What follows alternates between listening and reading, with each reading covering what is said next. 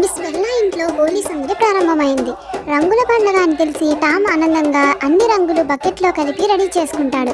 Tom ఈసారి హోలీలో నేను Jerry మీద రివెంజ్ తీర్చుకుంటాను అని అనుకుంటాడు. మిస్ బెల్లా టామ్ జాగ్రత్తగా ఆడుకో అని చెప్తుంది. అందరూ సరదాగా ఆడుతుంటే జెర్రీకి ఒక ప్లాన్ వచ్చింది. ఎలా అయినా టామ్ని ఇబ్బంది పెట్టాలి అని అనుకుంటాడు. జెర్రీ వేగంగా వెళ్ళి ఒక పెద్ద పిచికారీలో రంగు నీటితో నింపాడు. టామ్ పెద్దగా నవ్వుతూ రంగుల బకెట్ తీయబోతుంటే జెర్రీ ఒక్కసారిగా టామ్ మీద గులాబీ రంగు నీళ్లు చల్లేస్తాడు. ఫ్లాష్! టామ్ ఓ! మిస్ బెల్లా నవ్వుకుంటూ ఆహా టామ్, హోలీ అంటే అంతే, సరదాగా జరుపుకోవాలి అని చెప్తుంది.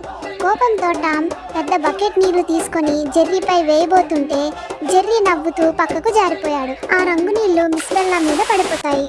మిస్ బెల్లా టామ్ అని అంటుంది. టామ్ ఓహో అయిపోయాను నేను ఇప్పుడు అని అనుకుంటాడు. కానీ మిస్ బెల్లా టామ్ని ఏమీ అనకుండా ఒక పెద్ద బకెట్లో రంగు నీళ్లు టామ్ మీద పోస్తుంది. అది చూసిన జెర్రీ నవ్వుకుంటాడు. మిస్ బెల్లా, టామ్, జెర్రీ ముగ్గురు కలిసి రంగులు చల్లుకుంటూ సంతోషంగా హోలీ జరుపుకున్నారు. జెర్రీ ఈసారి కూడా గెలిచింది నేనే అని అంటాడు.